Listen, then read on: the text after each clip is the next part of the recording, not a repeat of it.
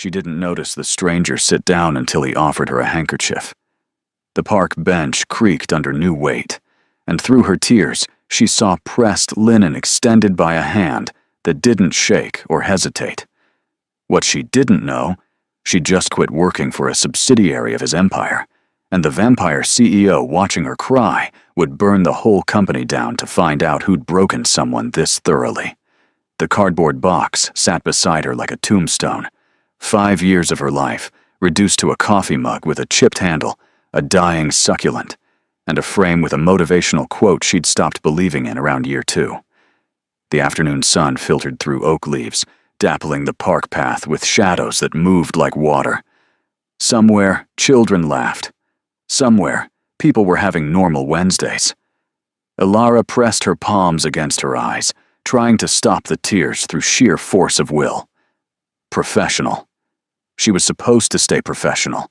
Even now, even after walking out, even after her boss's final words still rang in her ears like tinnitus. If you can't handle the pressure, maybe you're not cut out for corporate life. Maybe you should go back to whatever small town raised someone so sensitive. The handkerchief appeared in her peripheral vision, white linen folded into a perfect square, held by fingers that looked carved from marble. Elara's breath hitched. She hadn't heard anyone approach. "I'm sorry. I didn't mean to intrude," a voice said. Low, quiet, with an accent she couldn't place. British, maybe, or something older. "But you look like you might need this more than I do." She turned her head slowly. The stranger sat at the far end of the bench, a careful distance away. Not encroaching, not hovering, just there. He wore a charcoal suit that probably cost more than her rent, though he'd loosened his tie and unbuttoned his collar as if he'd been wearing it too long. Dark hair, silver at the temples, fell across his forehead. His eyes were gray, the color of winter mornings, and they held something that looked almost like recognition, as if he'd seen this exact scene before, and it still hurt to witness. "I'm fine," Elara managed, her voice cracked and raw. "Just having a moment." She didn't take the handkerchief. Taking it would mean accepting kindness from a stranger, and accepting kindness meant acknowledging how badly she needed it. The stranger didn't withdraw his hand. He simply waited, patient as stone, until Elara's eyes betrayed her by welling up again. The dam broke properly this time. Not delicate tears, but ugly, gasping sobs that shook her shoulders and made her breath come in sharp, painful bursts. She pressed her hands over her mouth, mortified, trying to contain the sound. But it poured out anyway. 5 years of swallowed criticisms, 5 years of working weekends, 5 years of watching less competent men get promoted, while she was told to smile more, speak up less, be grateful for the opportunity. The stranger moved, then, not closer, but he set the handkerchief on the bench between them, within reach, an offering without obligation. "Take your time," he said quietly. "There's no rush. The park doesn't close for hours." Something about his voice steadied her, not because it was commanding, but because it was completely without judgment. He didn't tell her it would be okay, didn't offer empty platitudes, didn't ask what was wrong. He just sat there, present and patient, as if he had nowhere more important to be than on this bench with a crying stranger. Elara's sobs gradually slowed to hiccups. She reached for the handkerchief with shaking hands, pressing it against her face. It smelled like cedar and old books, expensive and grounding. When she finally lowered it, mascara stained and crumpled, she found the stranger looking at the trees instead of her, giving her privacy even in proximity. "I quit my job today," she said, not sure why she was telling him. Walked out in the middle of a meeting. She waited for him to say something dismissive, something about responsibility or bridges burned. Instead, he nodded slowly. Must have been quite a meeting. "It was the last straw," Elara continued, words spilling out now that the dam had cracked. 5 years of last straws, actually. But today my boss humiliated me in front of the entire department, because I asked for the raise I was promised 6 months ago. She said I was being entitled, that I should be grateful to even have a position, given how many qualified candidates they could replace me with. She laughed, bitter and sharp. Then she told me to get coffee for everyone since I clearly needed practice with service-oriented tasks. The stranger's expression didn't change, but something shifted in the air around him, a tension that hadn't been there before, like a string pulled taut. "And you walked out," he said. It wasn't a question. I walked out. Ilara looked down at the handkerchief in her hands, left the coffee order unfinished, cleaned out my desk while everyone watched, took the elevator down 30 floors, knowing I'd just destroyed my career. Her voice cracked. "I don't even know why I'm telling you this, because sometimes strangers are safer than friends." His eyes met hers, gray and ancient and kind. They don't know enough to judge. They're just witnesses. Ilara studied him properly for the first time. He was striking in the way that made people look twice, not because of conventional handsomeness, but because of the weight he carried. Authority worn so long it had become natural as breathing. The watch on his wrist was understated, but clearly expensive. The suit was bespoke. Even sitting on a park bench at 3 in the afternoon, he radiated the kind of power that came from never being told no. "What are you doing here?" she asked. "On a Wednesday afternoon, shouldn't you be in some high-rise office somewhere?" He smiled slightly. "I could ask you the same thing. Ex-employee, remember? I'm unemployed now, free as a bird, broke as a joke." The smile widened, just a fraction. "Fair enough." He leaned back against the bench, crossing one ankle over his knee. "I'm playing hooky." "What?" "Skipping work." He gestured vaguely at the park. "I had 7 meetings scheduled this afternoon, decided they could all wait. Sometimes you need to remember what sunlight looks like." Ilara found herself almost laughing. "You don't seem like the type to skip meetings. You'd be surprised what type I am." His tone was light, but underneath it ran something darker. Something that understood the weight of expectations. "I've spent a very long time in high-rise offices. Sometimes you need to remember there's a world outside the glass." They sat in companionable silence for a moment. A jogger passed, a dog walker with 3 terriers, life continuing around them as if the world hadn't just tilted off its axis for Ilara. "Can I ask you something?" the stranger said eventually. "Of course." "What was your job? Junior analyst? Corporate finance?" She grimaced. Very glamorous. Lots of spreadsheets, even more emails sent at 2 in the morning. "And what did you want to be?" The question caught her off guard. No one had asked her that in years. What did she want to be before the wanting got beaten out of her by performance reviews and glass ceilings? "I wanted to build things," she said slowly, "not analyze them. I have a degree in urban planning. I wanted to design green spaces in cities, parks like this one, places where people could breathe." Her throat tightened. "But those jobs don't pay student loans. So I took the corporate position, told myself it was temporary." 5 years is a long time for temporary, the stranger observed. Ilara nodded. Somewhere along the way, temporary became permanent. The salary became necessary. The health insurance became non-negotiable. You tell yourself you'll leave after the next bonus, the next promotion, the next milestone. But the milestones keep moving. And suddenly you're 32 years old, crying on a park bench, realizing you've built someone else's dream instead of your own. The stranger was quiet for a long moment. When he spoke, his voice carried a weight that suggested he wasn't just making conversation.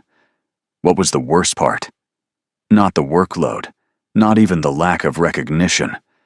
Ilara twisted the handkerchief between her fingers. It was feeling invisible. I'd submit reports that took weeks to compile, and my boss would present them as her own work. I'd solve problems that saved the company millions, and no one would remember my name. I'd speak up in meetings, and men would talk over me, then repeat my exact suggestion 5 minutes later to applause. She looked up at the stranger. I started to wonder If I actually existed, or if I was just a ghost haunting a cubicle. "I see you," he said quietly. "Right now, in this moment, you exist." Something in his tone made her believe him, not because the words were pretty, but because they were simple and true, stated as fact, not comfort. "Thank you," Elara whispered, "for the handkerchief, for sitting here, for not telling me everything happens for a reason, or that this is a blessing in disguise." He inclined his head slightly. "Those phrases are useless. Sometimes terrible things happen, and they're just terrible. The only blessing is what you choose to build from the rubble." More silence. The afternoon was sliding toward evening, the light turning golden and soft. Elara's breathing had steadied. The tears had stopped. In their wake came a strange, hollow clarity. "I should go," she said, though she didn't move. "Find a coffee shop with Wi-Fi. Start updating my resume. Face the reality of unemployment." "Or," the stranger said, "you could take the evening off. Let yourself feel this before you start performing competence again." Elara turned to look at him. "That's terrible advice. Practically speaking, I should be networking, reaching out to contacts, spinning my sudden departure as a strategic move rather than an emotional breakdown. Practically speaking, yes." He met her gaze. "But you've spent 5 years being practical, being strategic, swallowing your feelings to maintain professional composure. Maybe one evening of impractical honesty won't destroy you. It might even help." She wanted to argue, wanted to pull out her phone and start the frantic dance of job searching. But the thought of opening LinkedIn, of crafting the perfect narrative about seeking new opportunities and following her passion, made her feel sick. "You're right," she admitted. "I don't have the energy to pretend right now." "Then don't." The stranger stood, and Elara realized he was tall. Very tall. The kind of height that made you look up even when you didn't want to. "There's a bookstore 3 blocks from here. Small place, independently owned. They have a cafe in the back that serves soup and bread. No Wi-Fi password. No laptop warriors taking calls. Just books and quiet." "It sounds perfect," Elara said. She stood too, gathering her pathetic box of belongings. The succulent immediately tilted, threatening to spill soil. The stranger caught it before it fell, his reflexes inhumanly quick.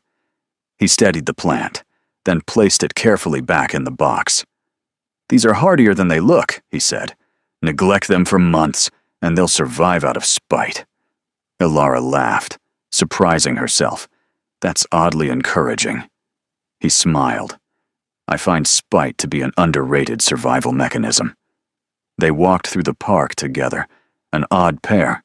The crying woman with her cardboard box, and the man in the expensive suit who'd abandoned his empire to feed pigeons or contemplate mortality or whatever powerful people did when they played hooky. Elara didn't know his name, hadn't asked. Maybe that was better.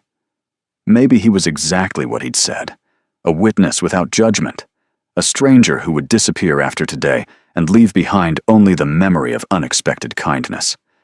The bookstore materialized between a dry cleaner and a vintage clothing shop, its window display featuring a pyramid of novels and a hand-lettered sign that read, "Come in, we're literate." The bell above the door chimed as they entered. Inside smelled like paper and possibility, that particular scent of aging books, mixed with fresh coffee that made Elara's shoulders drop from her ears for the first time in hours. The stranger gestured toward the back. "Find a table, I'll get the soup." "You don't have to," Elara started, but he was already moving toward the counter, navigating the narrow aisles with surprising grace for someone so tall. She found a corner table wedged between poetry and local history, set down her box, and sank into a chair that had been reupholstered so many times it had achieved perfect comfort through sheer stubbornness. Around her, the bookstore hummed with quiet life. An elderly man reading a newspaper, a teenager with purple hair sketching in a notebook, a couple arguing quietly about whether Austen or Bronte had written better love stories. Normal people living normal lives, unaware that Ilara's entire existence had just collapsed. The stranger returned carrying a tray. 2 bowls of soup, thick and fragrant. 2 chunks of bread that looked homemade. 2 glasses of water. And, inexplicably, a slice of chocolate cake with 2 forks. "I didn't know what you'd want," he said, setting everything down. "So I got what I wanted, and hoped we'd have similar taste." "We can share," Ilara said, looking at the cake. He sat across from her. "We can. Or you can have it all. You've had a difficult day. You've had meetings you skipped. That's practically rebellious. Surely that deserves cake." His lips quirked. "I'll manage." They ate in comfortable silence, the soup warming Ilara from the inside out. It was vegetable barley, simple and perfect. The kind of food that reminded you the world held small kindnesses even when large injustices threatened to drown you. After a few bites, the stranger spoke. "Can I tell you something?" "Of course. You were right to walk out." Ilara's spoon paused halfway to her mouth. "How do you know?"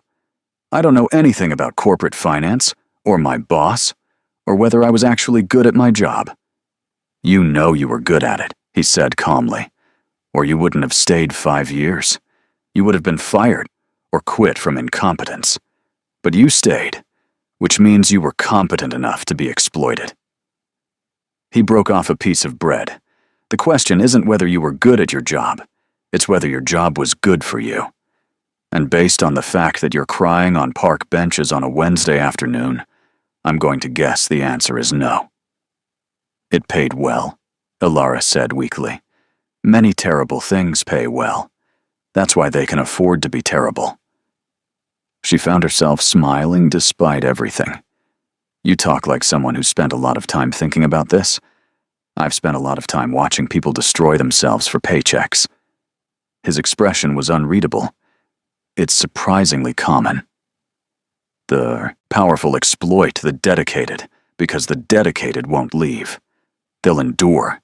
They'll sacrifice. They'll tell themselves it's temporary until temporary becomes their entire life." Something in his tone suggested he wasn't just speaking generally. Ilara studied him over the soup bowl. "You're not just playing hooky, are you? Something happened in your meetings, too." He was quiet for a long moment. "Then, I fired someone today." Ilara set down her spoon. "Oh. A manager who'd been with the company for 8 years. Very competent, very profitable, and completely toxic to everyone beneath him. I'd received complaints for months, employees leaving, exit interviews mentioning hostile work environment. But he made the company money, so the board wanted me to overlook it." His gray eyes met hers. I didn't. "Oh," Ilara said again, softer this time. The stranger took a sip of water. "He's threatening to sue. Says I had no cause, that his results speak for themselves. And he's right that his department's numbers are excellent. But numbers don't account for the 3 people who quit without other jobs lined up, because they couldn't stand working for him anymore. Numbers don't show the panic attacks in bathroom stalls, or the therapy bills his employees pay to cope with his management style." He smiled, but it held no warmth. "I came to the park to remind myself that I made the right choice, even if it costs the company his revenue." "You did make the right choice," Ilara said with certainty she didn't know she possessed. He looked at her with something like surprise. "You sound sure." "I am sure." She pushed her soup bowl aside, leaning forward. "I've worked for that manager. Maybe not your specific one, but I've worked for him. The person who gets results by grinding people down, who treats employees like disposable resources, who creates an environment so toxic that even success feels like failure because you're too exhausted to celebrate." Her voice steadied. Firing him was the right choice, even if it costs you short-term, even if he sues, because keeping him costs something much more expensive than revenue. The stranger's expression shifted. "What does it cost?" "Your humanity," Ilara said simply. "The moment you decide profit matters more than people, you lose the part of yourself that made you worth following in the first place." They held each other's gaze across the small table. The bookstore sounds faded, the conversation around them becoming white noise. In that moment, Alara saw something in his eyes that looked like pain, wrapped in hope, as if he'd been waiting a very long time for someone to confirm what he already knew. "Thank you," he said quietly. "For what?" "For seeing it clearly. Most people tell me I'm being too soft, that business requires hard choices, that you can't run a company on feelings." He rubbed his temple, suddenly looking tired. "Maybe they're right." "They're not," Alara said. "Hard choices don't require hard hearts. You can be strong and kind." Profitability. It was like changing the... "That's generous. We own a quarter of everything." Her mouth opened and closed. I told you about my terrible boss. I cried all over your handkerchief. I ate your chocolate cake." "All true. And you're one of the most powerful people in the country." She felt heat rise in her cheeks. "You could buy and sell my entire former company before breakfast." "I could," Marcus agreed. "Probably will, actually." "Your former company is Berkshire Analytics, correct?" Alara's face must have given away the answer. Marcus's expression darkened in a way that made the air feel colder. "They're a subsidiary of mine, 3 levels removed, which is why the management issues haven't reached my desk until recently. But they will now." She didn't know what to say. The stranger on the park bench had just revealed himself as the god in the machine, the invisible hand controlling the system she'd been crushed by. "I should have told you earlier," Marcus said. "But I wanted you to speak freely. People tend to perform when they know who I am. They tell me what they think I want to hear, instead of what they actually think." He picked up his briefcase. "You were honest. That's rare." Alara's mind spun. Was any of this real? The conversation? The soup? The shared cake? Or was it some kind of test? A CEO playing dress up to audit his own empire? "You said you were playing hooky," she said slowly. "That wasn't true, was it? You were working, investigating, gathering information." He met her eyes. "I was in the park because I'd just fired a toxic manager and needed to remember why it mattered. That was completely true. Sitting with you, talking with you, that wasn't strategy. That was," he paused. "That was human." "Then why give me your card? Why offer me an interview?" "Because you're qualified. Because you deserve a chance to do work that matters. And because," he smiled slightly, "I trust the judgment of someone who tells me I'm not too soft for caring about my employees. Even if she doesn't know I'm her boss's boss's boss." "Former boss," Alara corrected. "I quit, remember?" He inclined his head. "Former boss. The distinction matters." She looked at the card again. A phone number. A name that carried weight across continents. An opportunity that felt too large to hold in her hands without dropping it. "What if I call this number and you realize you made a mistake? That I'm not as qualified as you think? Then you'll interview like everyone else, and either get the position on merit or you won't." His tone was matter of fact. "The card isn't a guarantee. It's just an opportunity. What you do with it is up to you." Alara tucked the card carefully into her pocket. "Thank you. For everything. The soup, the cake, the conversation. The card. All of it." Marcus nodded once, then turned toward the door. He made it 3 steps before Alara called after him. "Marcus," he turned back. "That manager you fired today. Did you mean what you said about humanity being expensive?" "Because I've been thinking about it, and I don't think humanity is what costs you. I think inhumanity is what's expensive. It just bills you differently. Through turnover and trauma and the slow death of company culture. The costs are hidden, but they're real." Something shifted in his expression, warmth replacing the careful distance. "You're absolutely right." He smiled, genuine this time. "Call the number, Alara. I think you'll surprise yourself with how qualified you are." Then he was gone, the bell above the door chiming his exit. Alara sat in the bookstore cafe until the light outside turned purple and dim. She didn't open her laptop, didn't update LinkedIn, didn't craft strategic narratives about her departure. She just sat, turning the business card over and over in her hands, letting herself feel the terrifying, exhilarating weight of possibility. Her phone buzzed. Text messages from former co-workers. "Did you really walk out? What happened? Are you okay?" She ignored them all. They'd want the story, the gossip, the drama. They'd want to dissect her choice and judge whether she'd been brave or foolish. But sitting in this bookstore, surrounded by stories other people had written, Ilara realized she was tired of being a supporting character in someone else's narrative. Maybe it was time to write her own. 3 days passed before Ilara called the number. 3 days of sitting in her apartment, staring at the business card propped against her coffee maker, wondering if the encounter had been real or some kind of stress-induced hallucination. 3 days of checking her bank account and watching the balance shrink. 3 days of refreshing job posting sites and feeling her stomach drop at phrases like entry-level and 3 to 5 years experience required for positions she was overqualified for. On the 4th day, she called. The phone rang twice before a crisp, professional voice answered. "Marcus Theron's office.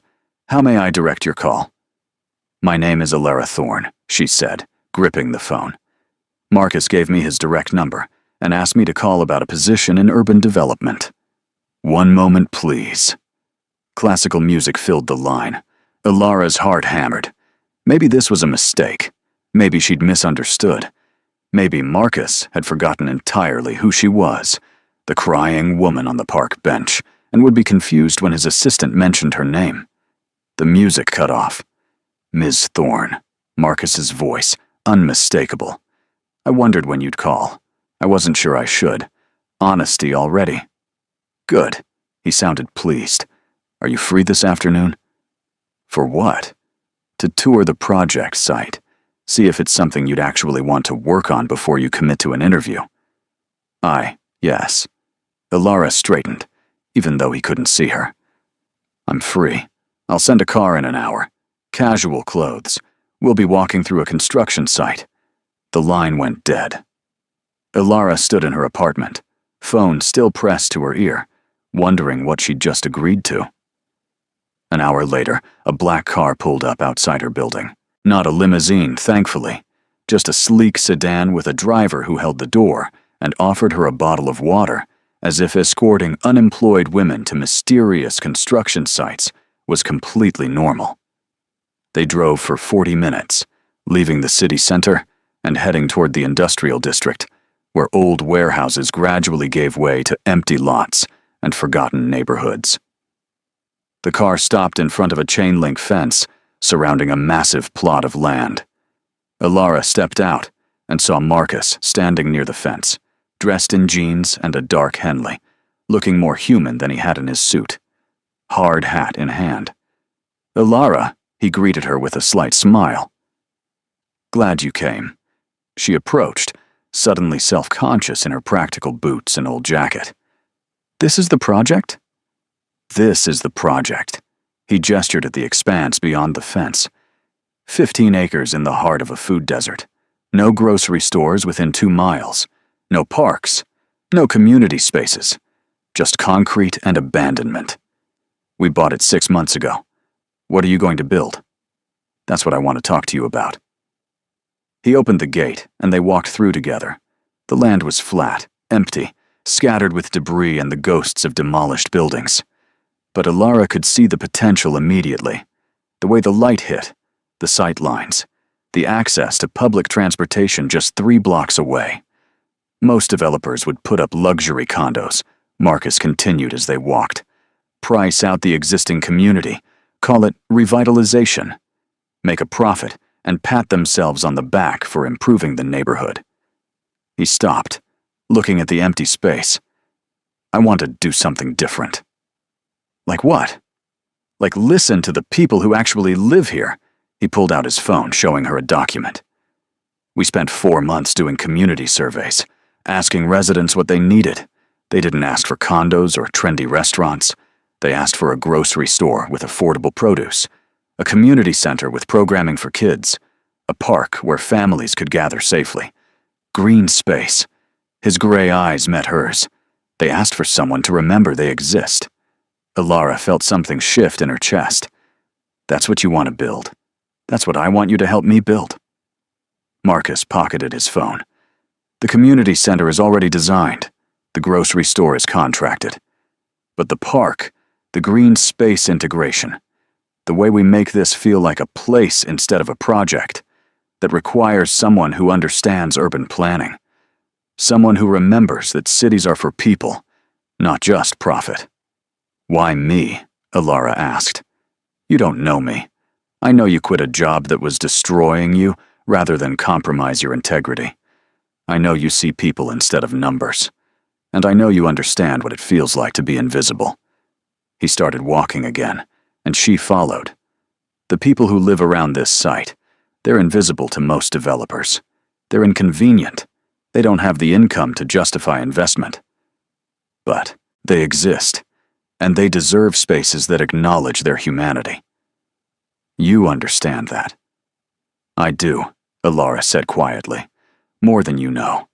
Then help me prove it's possible. Help me build something that serves the community instead of displacing it.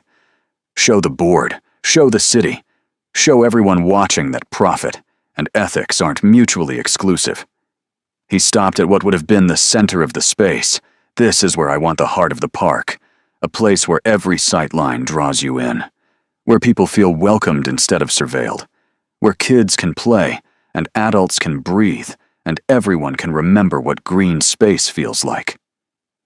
Ilara walked the perimeter, her mind already sketching possibilities.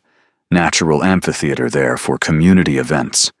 Rain garden here for water management and beauty. Native plantings to reduce maintenance.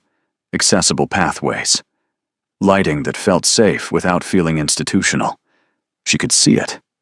All of it. When she turned back, Marcus was watching her with an expression that looked almost like hope. You're already designing it in your head, aren't you? She smiled despite herself. Maybe. That's what I thought. He walked back toward her. So here's my offer. Contract position, 6 months initially. You'll work with our architecture team to integrate the green space throughout this development. If it works, if the community responds well, we'll expand the model to other projects. You'll have autonomy, budget, and direct access to me when you need to push back on stupid suggestions from people who think parks are wastes of space. And if I fail, then we'll learn from it and try something better. He extended his hand. But I don't think you'll fail. I think you've been waiting 5 years to do work that matters. And this matters. Ilara took his hand. They shook on it there, in the middle of 15 acres of possibility, surrounded by nothing and everything. When can I start? Monday?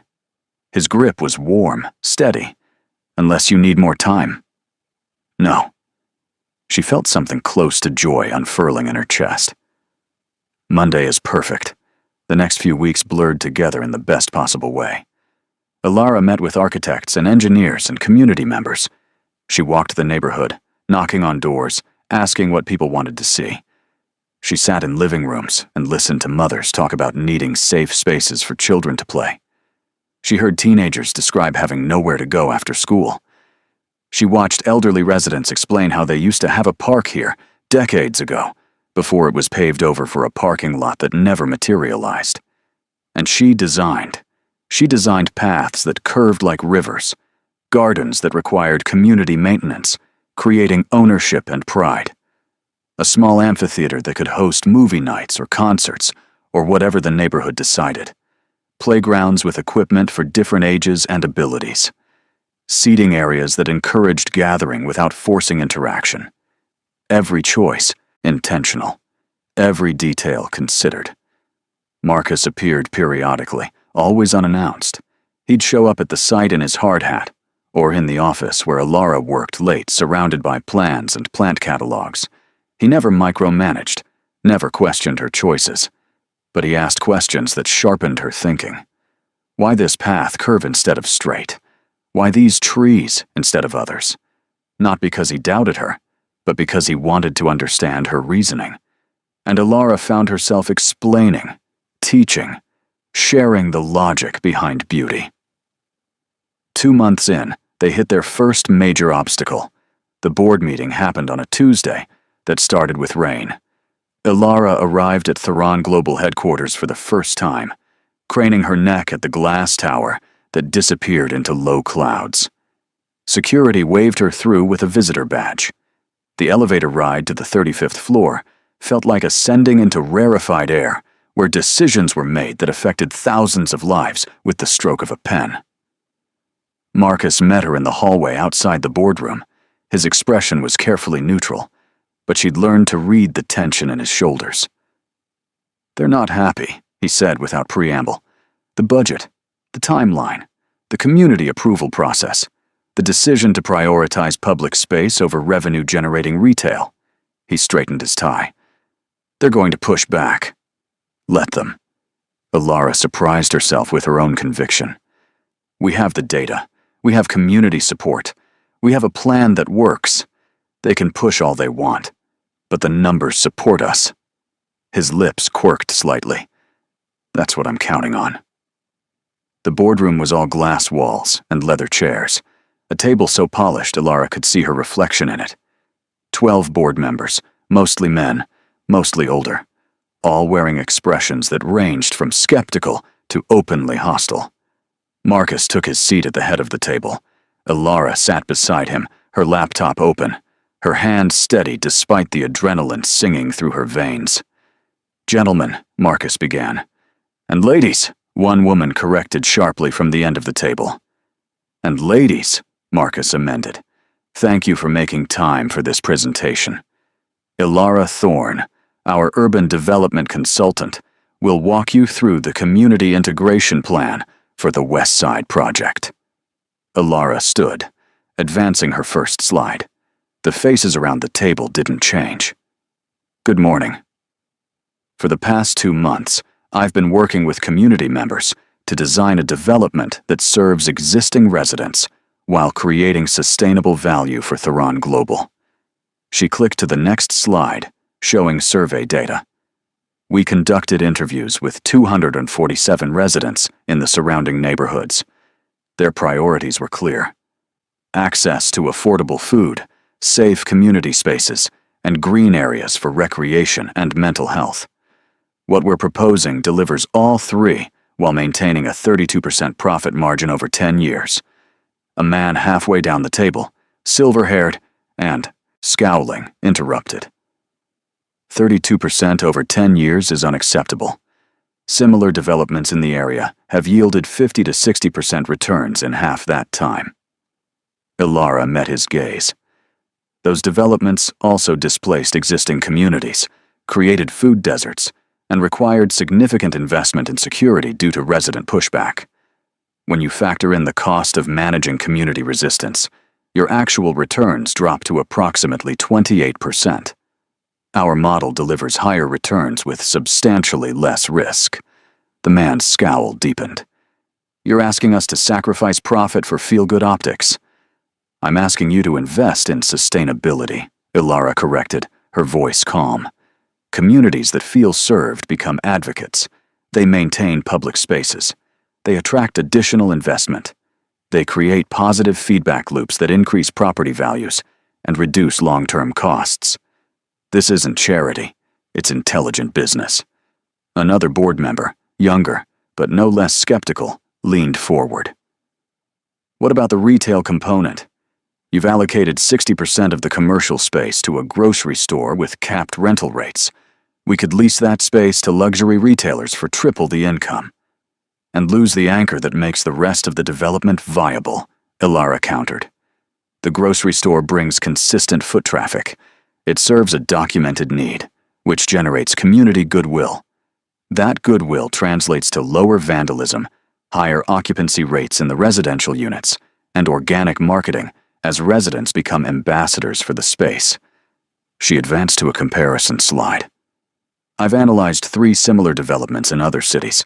The ones that prioritized community needs over maximum extraction saw 15 to 20% higher long-term value retention and dramatically lower maintenance costs. The woman who'd corrected Marcus earlier studied the slide. These are compelling numbers. Where did you source them? Direct research, phone calls to property managers, city planning offices, and community organizations. Ilara pulled up another slide showing her methodology. I didn't trust third-party reports, because they often have built-in biases toward luxury development. I wanted primary sources. The woman nodded slowly. Thorough. I appreciate that. But the silver-haired man wasn't convinced. This is all theoretical. You're asking us to gamble on an untested model when we have proven revenue strategies available. It's not theoretical when it's already working, Marcus interjected quietly. Ilara's been holding community meetings every week.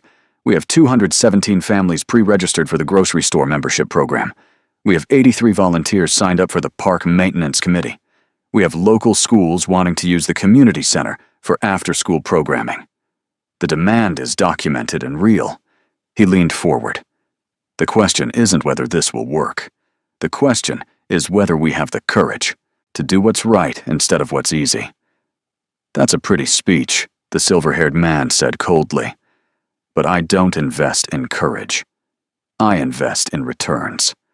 And I'm not convinced this project will deliver them. Then look at the 20-year projection, Ilara said, advancing to her final slide. Not the 10-year. She'd prepared this analysis, knowing short-term thinking would be her biggest obstacle. In 20 years, when the luxury developments around us have cycled through 3 ownership changes and increasing vacancy rates, because they've priced out everyone who actually works in the area, we'll have a stable, appreciating asset with built-in community protection. Our residents will fight to preserve this space because it serves them. That's value you can't quantify in a quarterly report, but it's value that compounds. The room was silent. Board members studied the projection, some with interest, others with continued skepticism. Finally, the woman at the end spoke. I move to approve the project as presented, with quarterly reviews to ensure we're meeting both community and financial benchmarks. I'll second that, another member added. The vote wasn't unanimous. The silver-haired man and 2 others voted against. But Ilara's plan passed with a 7-5 majority. As the board filed out, the silver-haired man paused beside Marcus. I hope you know what you're doing, he said. Betting the company's reputation on social experiments is how CEOs lose their jobs. I'm betting on people, Marcus replied. It's worked so far. When the room emptied, leaving only Ilara and Marcus, she finally released the breath she'd been holding. That was, she started. Brutal, Marcus finished. He was smiling. Also brilliant. You held your ground against Joseph Martinez. He's made grown men cry in budget meetings. I was terrified, Ilara admitted. My hands were shaking the entire time. I know. He nodded at her laptop. You keep your hands in frame when you present. It's one of your tells. But you didn't let the fear stop you. That's what matters. They walked to the elevator together. As the doors closed, Marcus said, You know they're going to watch this project like hawks, waiting for any sign of failure so they can say, I told you so. Good, Ilara replied. Let them watch. We'll show them what happens when you actually listen to communities instead of extracting from them. The elevator descended 35 floors. When the doors opened to the lobby, Marcus put a hand on her shoulder, stopping her. Thank you, he said, for fighting for this, for believing it could work, for not backing down when Martinez tried to steamroll you. Ilara met his eyes. Thank you for creating a space where fighting for it was possible. Not every CEO would risk board opposition for a development model that prioritizes people over maximum profit. Most CEOs haven't cried on park benches, Marcus said quietly. Most CEOs haven't remembered what it feels like to be invisible. His hand dropped. But I have. And I won't forget. They parted ways in the lobby, Ilara heading back to her modest apartment, Marcus returning to his tower. But something had shifted between them. A recognition. A shared understanding that the work they were doing mattered more than quarterly projections or board approval. That night, Ilara's phone rang. Unknown number. She almost didn't answer. "Hello, Ms. Thorne?" A woman's voice, hesitant and hopeful. "This is Maria Santos. I live 2 blocks from the West Side development. Someone from your team came to my door last month, asked what I wanted to see in the neighborhood." "Yes," Ilara said, sitting up straighter. "I remember. You wanted a community garden. Specifically, raised beds, so your mother could garden without bending." Mrs. Santos was quiet for a moment. I didn't think anyone was really listening. I thought it was one of those surveys where they ask questions and then do whatever they were going to do anyway. "We're listening," Ilara promised. "The community garden is in the plan. 40 raised beds, wheelchair accessible, with a tool library and composting area." Mrs. Santos's voice cracked. "My mother had a garden in El Salvador. She hasn't been able to grow anything in 15 years because our apartment has no yard, and she can't bend down anymore." When your team member said you were considering raised beds, I didn't let myself hope. But if this is real, if you're actually building this, it would give her purpose again. "It's real," Ilara said, her throat tight. "And I promise you, Mrs. Santos, your mother will have a garden." After they hung up, Ilara sat in her dark apartment, staring at her phone. This was why the work mattered, not the board meetings, or the budget projections, or the professional validation. This, the knowledge that design choices rippling out into individual lives, creating spaces for people to be human again. Construction began in late September, under a sky so blue it hurt to look at. Ilara stood at the site perimeter, watching bulldozers reshape the earth, and felt something close to vertigo. 6 months ago, she'd been crying on a park bench, convinced her career was over. Now she was watching her designs transform from lines on paper into physical reality. Marcus appeared beside her, 2 coffee cups in hand. He offered her one without speaking, and they watched the machines work in comfortable silence. "It's really happening," Ilara said finally. "Did you doubt it would?" "Honestly, yes." She took a sip of coffee. "I kept waiting for someone to realize I was just making it up as I went along." Marcus smiled. "Everyone's making it up as they go along. Some people just hide it better. The difference is whether you're making it up with integrity or convenience. You chose integrity." The next 3 months were a blur of site visits, material selections, and problem solving. The rain garden needed to be relocated because soil tests revealed contamination that required remediation. The playground equipment Ilara had selected was back-ordered, forcing her to redesign around alternative options. The community center's roof design had to be modified to accommodate solar panels that weren't in the original budget, but that Marcus insisted on adding. Through it all, Marcus was present, not hovering, not micromanaging, but there. He attended community meetings, listening to residents debate whether the amphitheater should have permanent seating or flexible space. He showed up at 6 in the morning when Ilara needed sign-off on a last-minute design change. He remembered names, followed up on conversations, treated every community member's input as valuable. One evening in November, after a particularly long day of dealing with a contractor who wanted to cut corners on the accessible pathway materials, Ilara and Marcus ended up back at the bookstore, where they'd first shared soup and cake. It had become an unofficial tradition. When problems felt insurmountable, they'd retreat there, order food, and remember why the work mattered. "The contractor wants to use standard concrete instead of the textured paving we specified," Ilara said, pushing her soup around the bowl. "Says it'll save $20,000, and no one will notice the difference." "People who use wheelchairs will notice," Marcus replied. "People with visual impairments who rely on texture changes will notice. The people the design is supposed to serve will absolutely notice. So we're not changing it, even though the board is already concerned about cost overruns." Even though. His tone left no room for argument. "We made promises to the community. We keep them." Ilara set down her spoon. Why do you care so much? About this project, about accessibility, about keeping promises to people who have no power to hold you accountable. You could cut those corners. You could value engineer the design until it's just generic development with a park attached. You're the CEO. Who would stop you? Marcus was quiet for a long moment. Finally, he said, "My sister was deaf." Ilara's breath caught. Was? She died when I was 17. Meningitis. He stared at his soup. She was brilliant, funny, fiercely independent, and the world treated her like she was broken.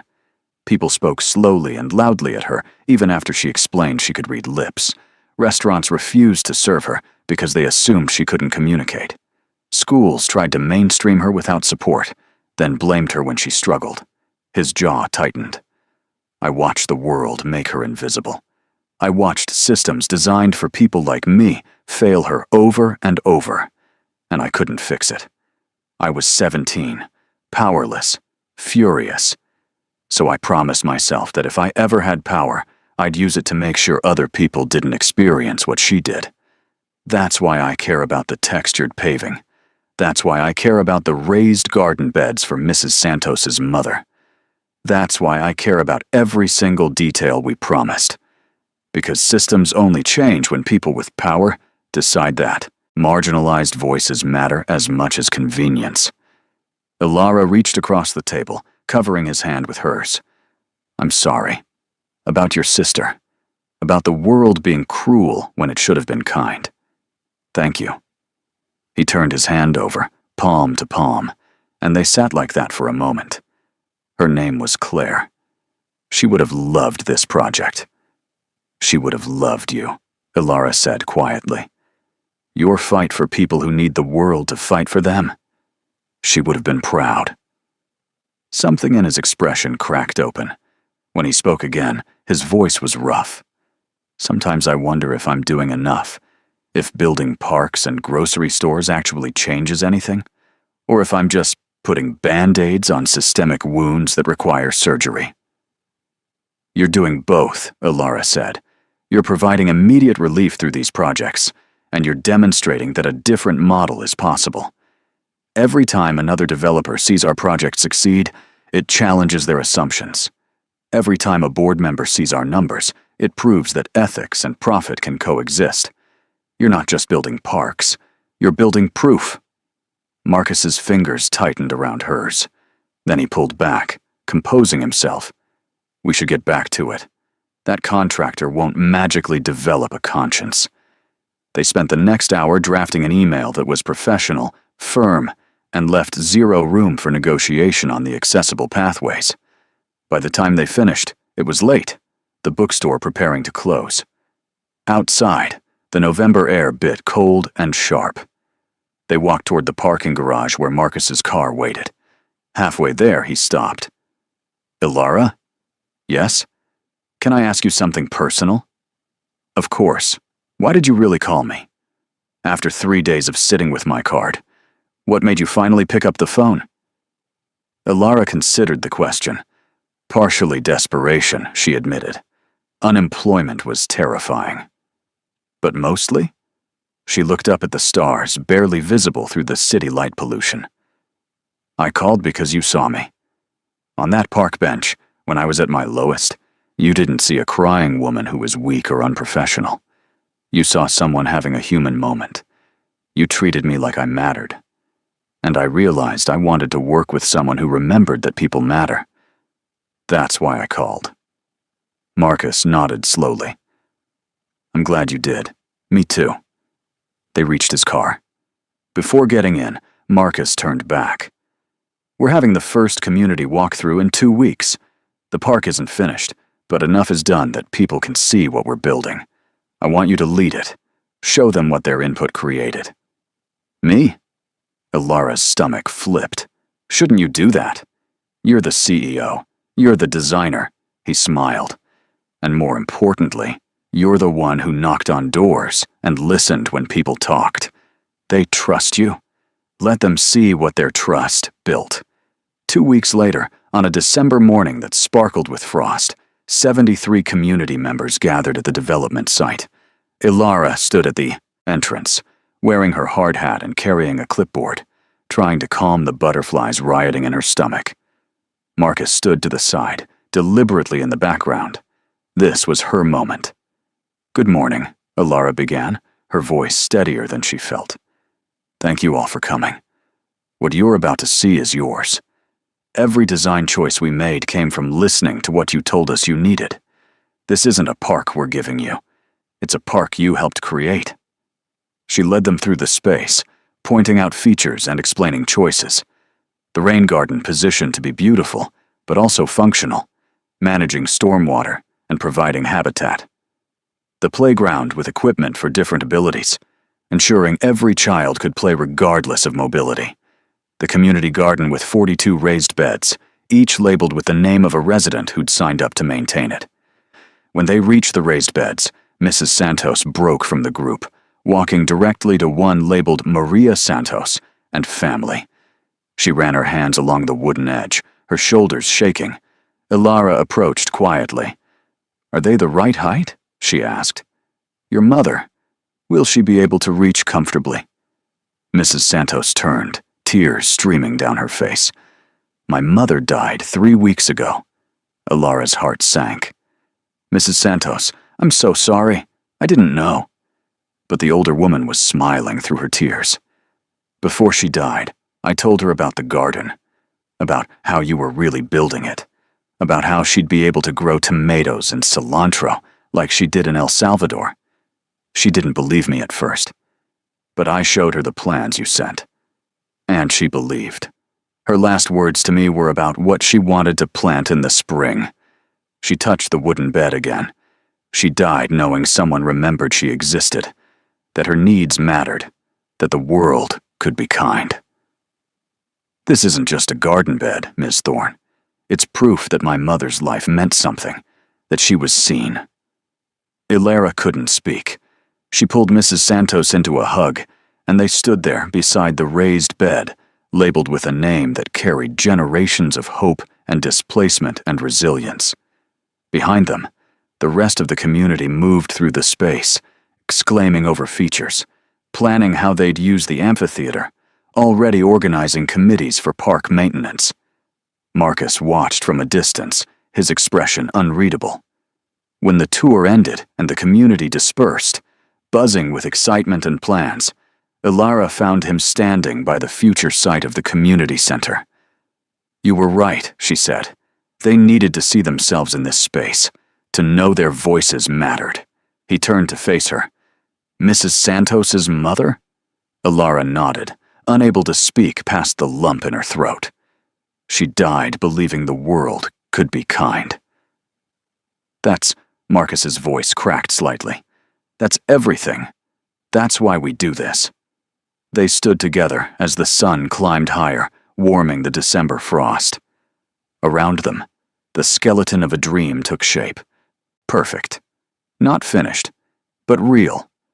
Built on the principle that people deserved spaces designed with their humanity in mind. That night, Ilara sat in her apartment and wrote in the journal she'd started keeping since the park bench. "Today I learned that sometimes the most important thing we can do is remember that people exist, that their needs are valid, that the world owes them kindness, not because they've earned it, but because they're human."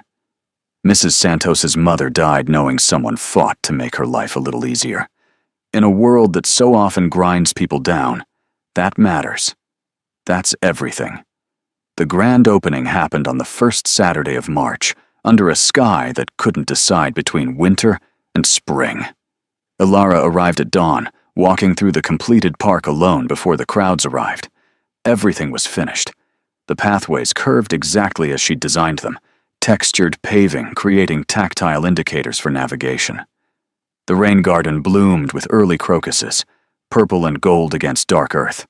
The playground equipment gleamed, accessible swings, swaying gently in the morning breeze. And the raised garden beds, 42 wooden rectangles of possibility, waited for spring planting. Mrs. Santos's bed had a plaque now, Maria Santos and family, in memory of Elena Santos, who dreamed of gardens. Ilara stood before it, whispering a quiet thank you to a woman she'd never met, but who'd shaped everything. "You're here early," Marcus's voice, warm and familiar. She turned to find him approaching with 2 coffee cups, a mirror of that first construction day. "Couldn't sleep," she admitted, accepting the coffee. "Kept worrying I'd forgotten something." "You haven't forgotten anything."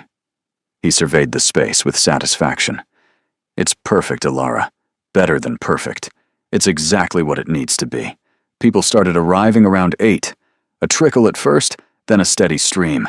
Families with children, elderly residents with walkers, teenagers in groups, the local news station setting up cameras, city council members in suits looking vaguely uncomfortable in the casual setting, and community members, dozens of them, many of whom Alara recognized from door-to-door surveys and planning meetings. The official ceremony began at 10. The mayor spoke about community investment and public-private partnerships, using words like synergy and stakeholder engagement that made Alara's teeth ache with their corporate emptiness. A city council member talked about urban renewal, carefully avoiding mentioning that the city had contributed 0 funding to the project. Then Marcus took the microphone. He looked uncomfortable with the attention, his speech clearly not written by PR staff. "Good morning. I'm going to keep this brief because you're not here to listen to me. You're here to see what you built." He gestured at the park around them. "Everything you see here came from listening, not to consultants or market research or focus groups.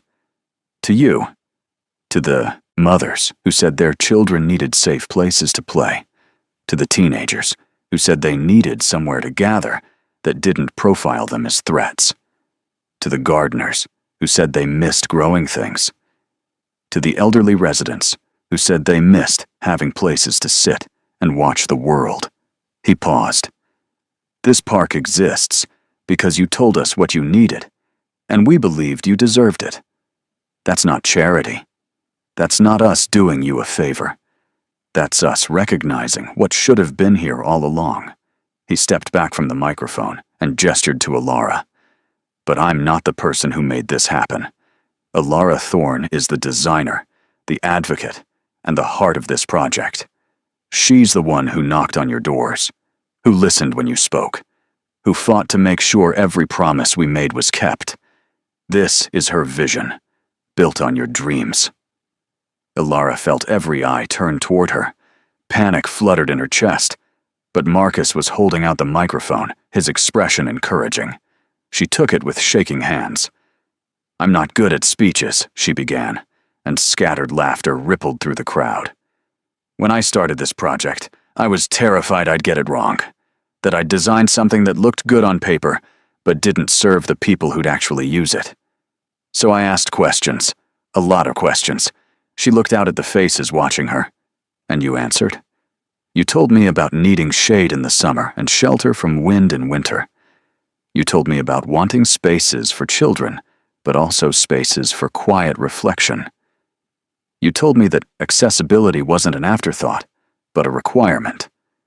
And you told me that this neighborhood deserved beauty, not just functionality." Her voice steadied. "What you see here is what happens when designers listen, when developers prioritize people over maximum profit, when communities are treated as partners rather than obstacles. This park is proof that we can build cities that serve everyone, not just those who can afford luxury. It's proof that kindness is scalable." She handed the microphone back to Marcus. "And it's proof that when someone asks what you need, it's worth answering honestly, because sometimes people are actually listening." The applause started small, then built. Marcus stepped forward again. "The park is open. It's yours. Use it. Maintain it. Make it part of your lives. And if something doesn't work, tell us. We'll fix it." The crowd dispersed into the space, children racing toward the playground, adults examining the raised beds, teenagers claiming benches. Alara watched a grandmother push a wheelchair-bound grandchild along the accessible pathways, both of them smiling. She watched a group of women already planning the community garden, comparing notes on what vegetables thrived in partial shade. She watched teenagers discover that the amphitheater's acoustics were perfect for beatboxing, their rhythms echoing across the space. Marcus stood beside her, watching the same scenes. "This is what success looks like," he said quietly. "Not the ribbon cutting or the press coverage. This, people using a space the way it was meant to be used."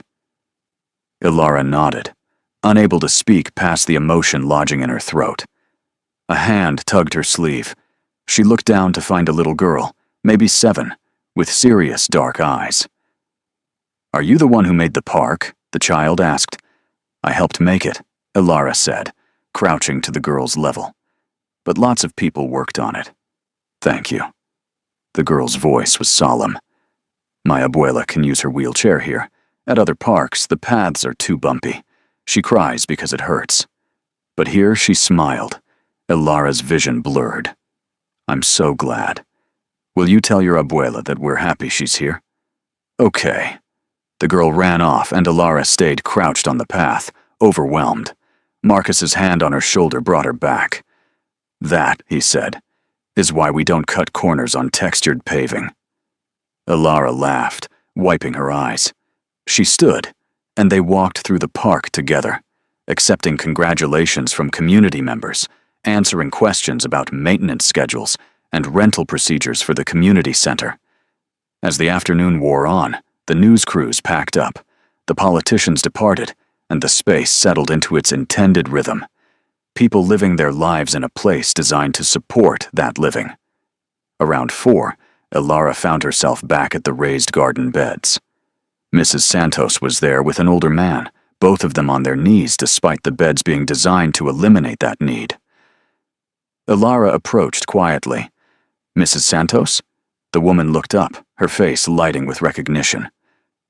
"Ms. Thorne, come, come," she gestured excitedly. "We're planting the first seeds, my mother's favorites.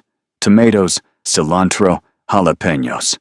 Ilara knelt beside them, letting Mrs. Santos press seeds into her palm. The older man, introduced as Mrs. Santos's father, spoke limited English, but communicated through smiles and gestures. Together, the 3 of them planted seeds in Elena Santos's memorial bed, working soil with their hands, performing the ancient ritual of hoping for growth. When they finished, Mrs. Santos gripped Ilara's hand. "My mother would have loved you, would have loved your fight for people like her. Thank you for remembering she mattered." "Your mother helped shape this entire park," Ilara said. "Every choice I made, I asked myself if it would serve someone like her. Someone who deserved kindness and had been denied it for too long." Mrs. Santos pulled Ilara into a fierce hug. "You're family now. You understand. You're part of this community. You're not just the designer. You're one of us." Ilara cried then, properly cried, held by a woman she'd met through sorrow, but who'd become something like a friend. When they separated, Mrs. Santos's father pressed something into Ilara's hand, a small seed packet, hand-labeled in careful script. "Heirloom tomatoes from El Salvador." "For your own garden," Mrs. Santos translated. "So you remember that what you plant matters. What you grow feeds people." The sun was setting when Ilara finally left the park. Marcus walked her to her car, both of them exhausted and satisfied. "You're not going home to collapse, are you?" he asked.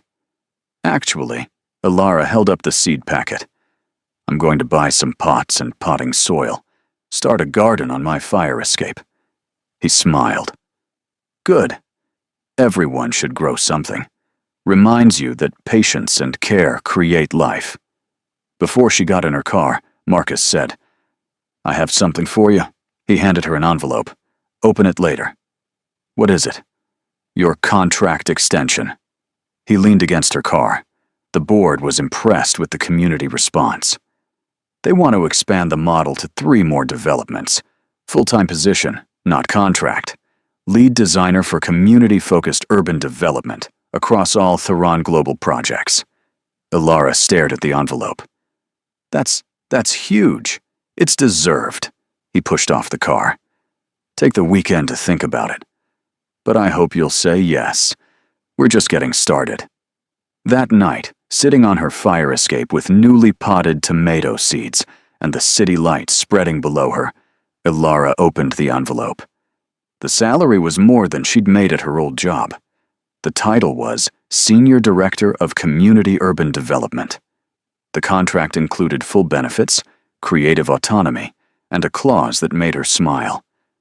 All design decisions prioritizing community need over maximum profit must be approved by Ilara Thorne, with CEO authority to override objections.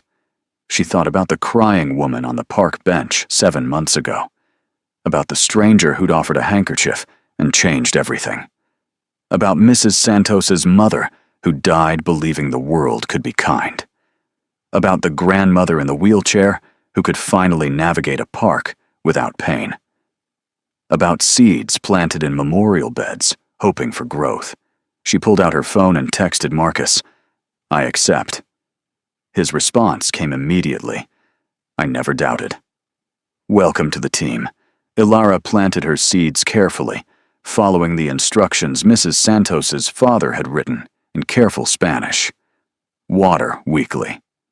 Give them sun. Wait for growth. Be patient. Simple instructions for growing tomatoes. Profound instructions for growing anything that mattered.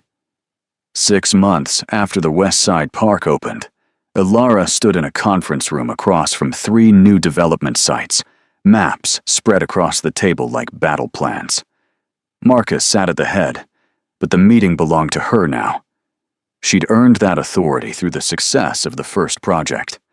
The West Side development had exceeded projections, residential occupancy at 98%, unheard of for new construction. The grocery store had become the highest traffic location in the entire chain. Maintenance costs were 40% below estimates because community members had formed volunteer committees. And property values in the surrounding neighborhoods had increased, but not in the catastrophic displacement way. Existing residents stayed. New residents integrated. The neighborhood strengthened instead of gentrifying. The board couldn't argue with those numbers. Now they wanted replication. Ilara pointed to the first map. East District, former industrial zone, contaminated soil, no community infrastructure. Population is 62% immigrant families, predominantly Somali and Ethiopian. Survey data shows they need halal grocery options, communal gathering spaces that respect cultural norms around gender separation, and spaces for children that accommodate different play styles. She clicked to her preliminary designs. We're proposing a community center with flexible rooms that can be configured for gender-separated activities when needed. A playground with quiet zones for kids who are overwhelmed by typical playground chaos, and a grocery store partnership with East African suppliers. The team she'd built, 5 designers and 3 community liaisons, nodded along.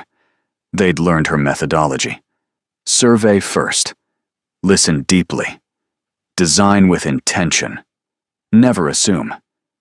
3 board members were present via video conference, observing. The silver-haired man who'd opposed the West Side Project, Joseph Martinez, spoke first. These cultural accommodations, they're going to be expensive. Flexible walls, specialized equipment. How do we justify the cost? The same way we justified textured paving, Ilara replied calmly. She'd learned not to be intimidated by him. By serving the community that will actually use the space. If we build a community center that Somali families can't use because it doesn't accommodate their cultural practices, we've built an empty building. Empty buildings don't generate revenue or goodwill. He grunted, not convinced, but unable to argue the logic. What about timeline? Standard timeline, Ilara said. 18 months from groundbreaking to completion. We've streamlined the process based on West Side learnings. She spent the next hour walking them through all 3 proposed developments, each one different, each one shaped by listening to specific community needs. In the South District, residents wanted a market hall for local vendors and artists, creating economic opportunity alongside community space. In the Northwest Corridor, an aging population needed accessible healthcare integration with the community center, allowing elderly residents to age in place with support. Every design reflected actual needs, not developer assumptions about what communities should want. When the presentation ended, the board members signed off one by one. Martinez lingered. "You've made your point," he said grudgingly. "The West Side model works. I still think you're sacrificing profit. But you're not sacrificing enough to justify my continued opposition." He paused. "Don't make me regret changing my mind." "We won't," Ilara promised. After he disconnected, Marcus leaned back in his chair. "You just won over Joseph Martinez. Do you understand how rare that is?" "I bored him into submission with data," Ilara said. But she was smiling. "That's one approach." He stood, gathering maps. "Walk with me?" They took the elevator down to the lobby, then out into the spring afternoon. Without discussing destination, they both headed toward the park, the bookstore, the bench where everything had started. That bench had become sacred ground in Ilara's mind, the place where her life had split into before and after. They sat, not speaking for a long moment. The park around them bustled with lunch break workers and mothers with strollers. Normal life, sustained by the city's infrastructure. "Do you ever regret it?" Marcus asked. "Quitting your old job, walking out, taking the risk?" Ilara considered the question. Never. Not once. Even in the hard moments. Especially in the hard moments. She turned to face him. "The hard moments now are hard because I care, because the work matters, because I'm actually trying to build something meaningful. The hard moments at my old job were hard because I was slowly dying inside. Those are very different kinds of difficulty." He nodded slowly. "I think about that sometimes. How many people are slowly dying in jobs they hate because they've convinced themselves security matters more than happiness? How many people are crying on park benches, waiting for someone to offer them a handkerchief?" "Too many," Ilara said. "Which is why we keep building parks, keep creating spaces where people can remember they're human, keep proving that systems can change when enough people decide they should."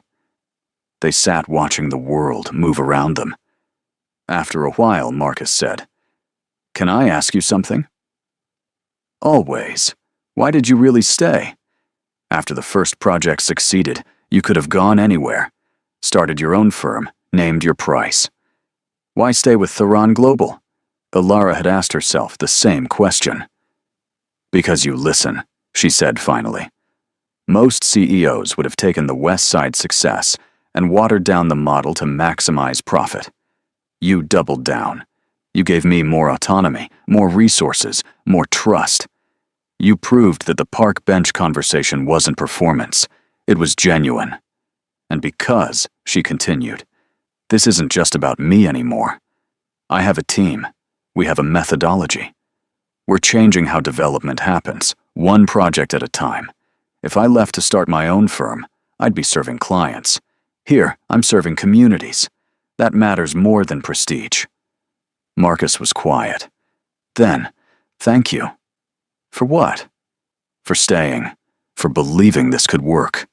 For not getting cynical when the board pushed back, or contractors cut corners, or permits delayed everything." He rubbed his face. "There are days when I wonder if we're just rearranging deck chairs on the Titanic, building nice parks while the world burns." And then I remember Mrs. Santos's mother. Ilara's throat tightened. Remember how her last words were about what she'd planned, that she died believing someone cared about her needs. That matters. Even if we can't fix everything, the things we can fix matter to the people whose lives improve.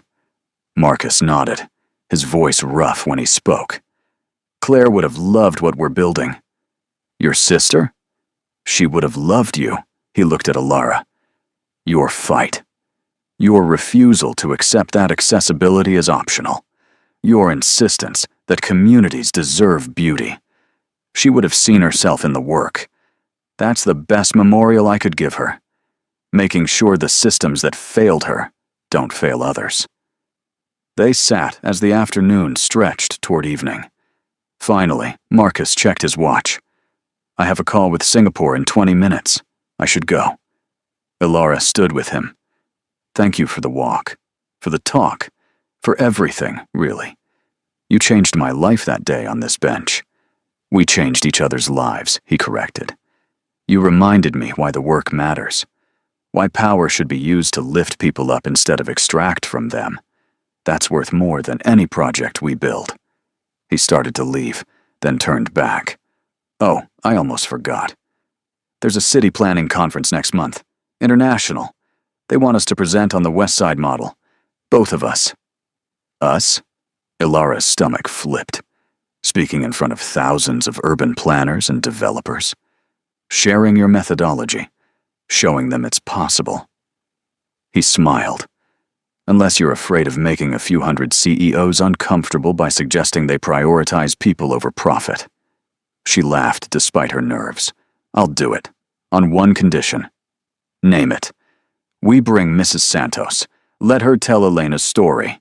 Let the audience hear directly from community members why this approach matters. Done. He extended his hand. Partner? Ilara shook it. Partner. That night, Ilara called Mrs. Santos to ask if she'd be willing to speak at the conference. The older woman was silent for so long that Ilara worried she'd overstepped. Mrs. Santos. Maria's voice was thick with emotion. You want me to speak? About my mother? About the park? Yes. Your story is the heart of why this works. The audience needs to hear from someone the development actually served, not just the designers patting themselves on the back. I don't know how to speak to important people. You speak to me all the time, Ilara said gently. Just tell them what you told me, about your mother's dreams, about the garden, about what it meant that someone remembered she existed. That's all you need to say. Okay. Mrs. Santos's voice strengthened. Okay. I'll do it. For my mother. For Elena. For all the mothers who deserve to be remembered. The conference took place in Geneva, Switzerland, in a massive hotel conference center overlooking Lake Geneva.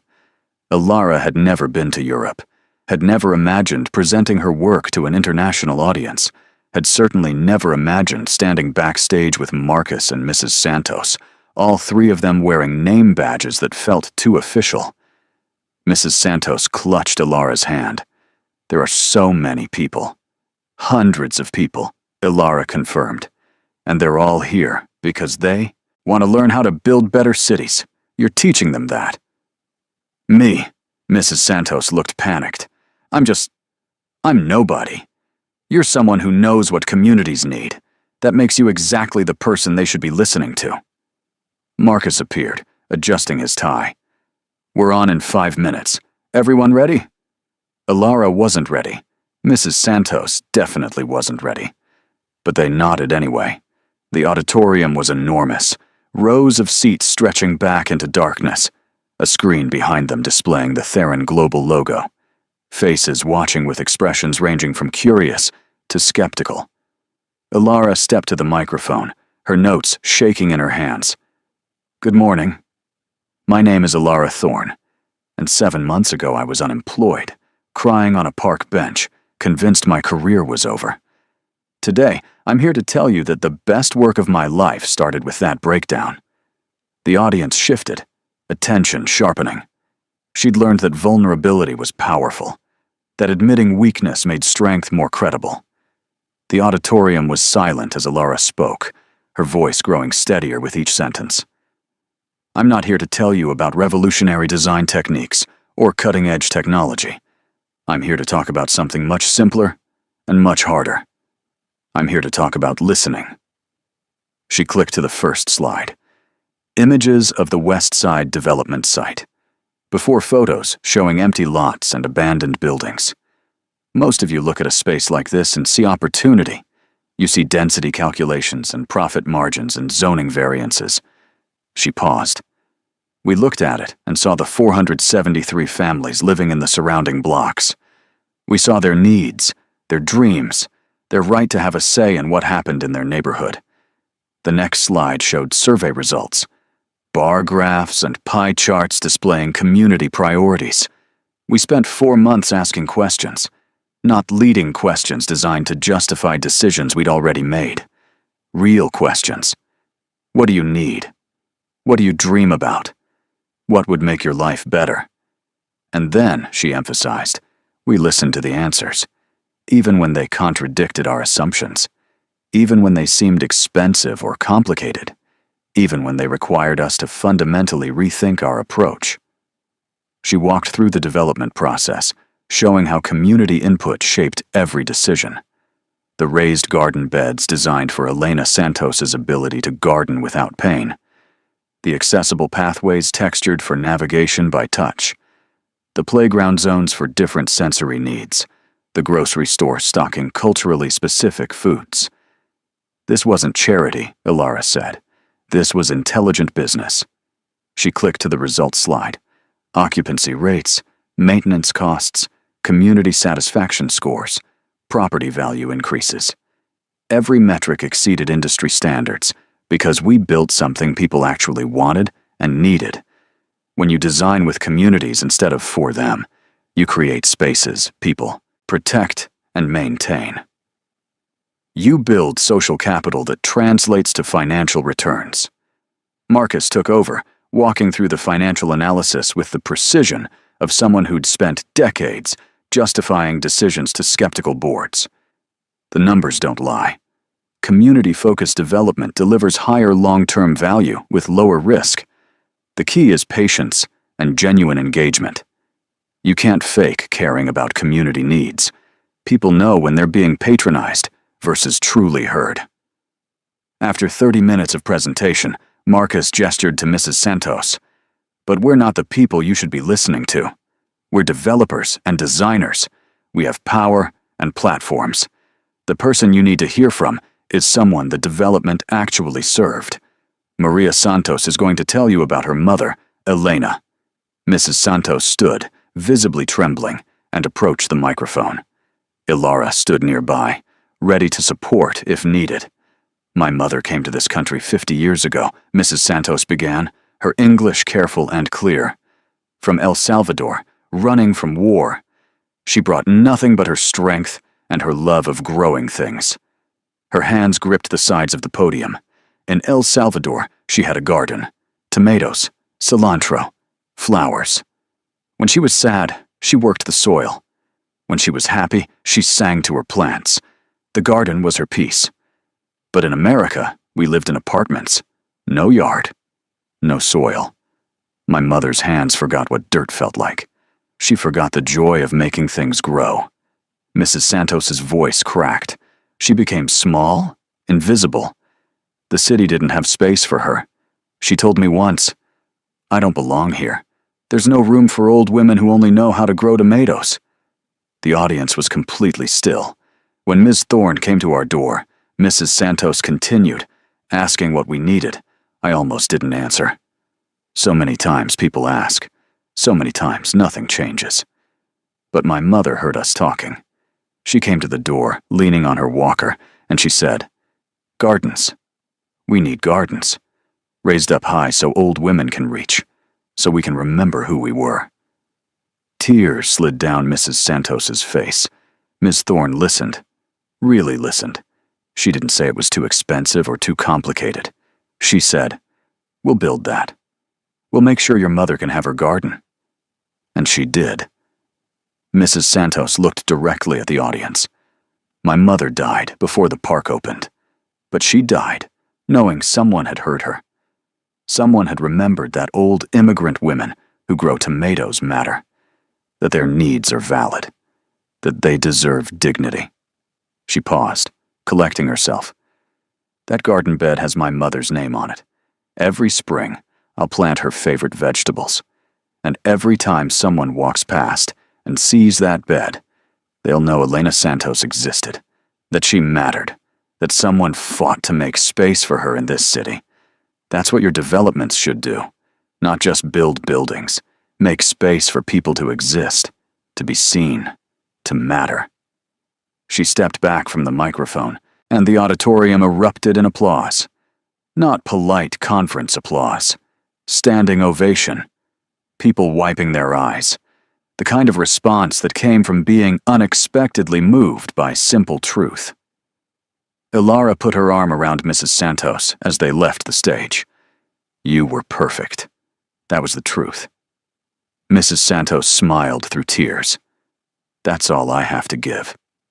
The rest of the day passed in a blur of questions and conversations. Developers approached wanting to replicate the model. City planners asked for consultation. Architecture firms wanted to partner. But the conversation that mattered most happened during the lunch break. An older woman, probably in her 70s, approached Ilara with tears on her cheeks. She wore an expensive suit and a conference badge, identifying her as the head of a major European development firm.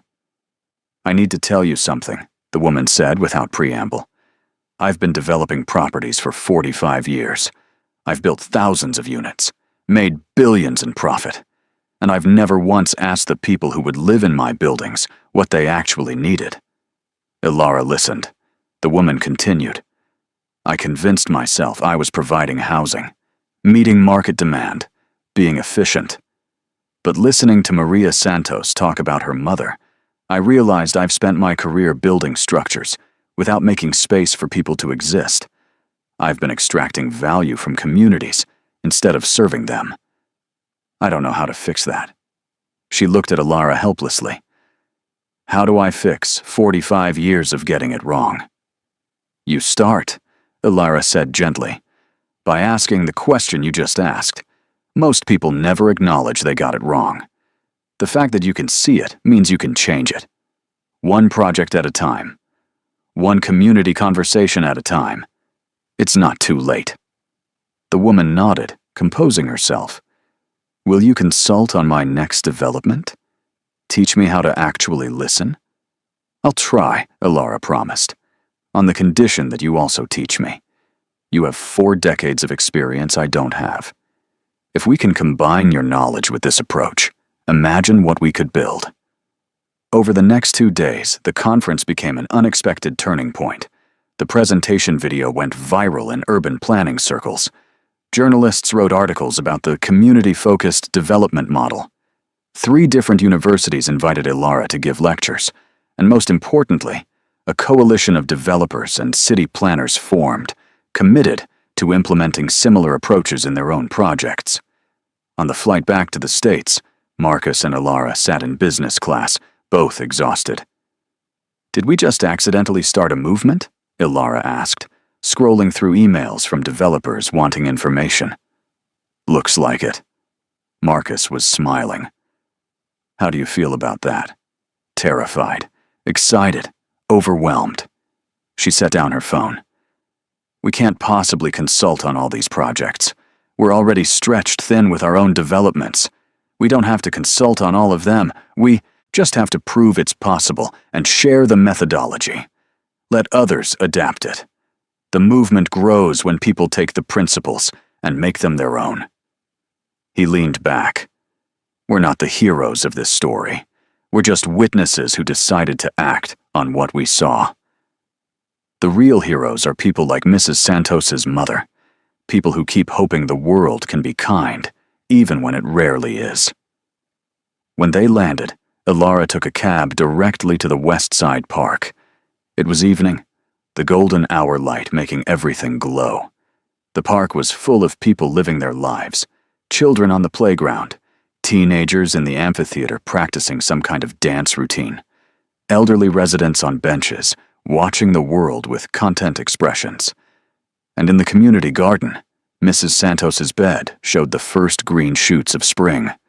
Tomato seedlings, tiny and determined, pushing up through the soil. Ilara knelt beside the bed, touching the wooden edge that bore Elena's name. She thought about the woman she'd never met, about dreams of gardens and the fierce determination to exist, even when the world made no space for you. Thank you, Ilara whispered, for teaching me what matters. A hand touched her shoulder. She looked up to find Marcus standing there. I thought I'd find you here. She stood, brushing dirt from her knees. I needed to see it, to remember why we do this, He nodded, understanding. Then, I have something to tell you. The board met yesterday while we were traveling. What did they decide? They want to restructure, create a new division entirely focused on community development. 20 projects over the next 5 years, all using this model. His expression was serious. They want you to lead it. Full executive role, seat on the board, budget authority. You'd build the team, set the standards, define the future of how Theron Global approaches development. Ilara's breath caught. That's enormous. I know. So take time to think about it. You don't have to answer now. Actually, she said, I do have to answer. Because if I think about it too long, I'll talk myself out of it. I'll remember that I'm just someone who was crying on a park bench less than a year ago. I'll remember all the ways I'm not qualified. So I'm answering now, before fear catches up with conviction. She held out her hand. Yes, I'll do it. Marcus shook her hand, but he was smiling. I knew you'd say yes. How? Because you've never let fear stop you from doing the right thing. That's why you walked out of your old job. That's why you fought for textured paving and raised garden beds.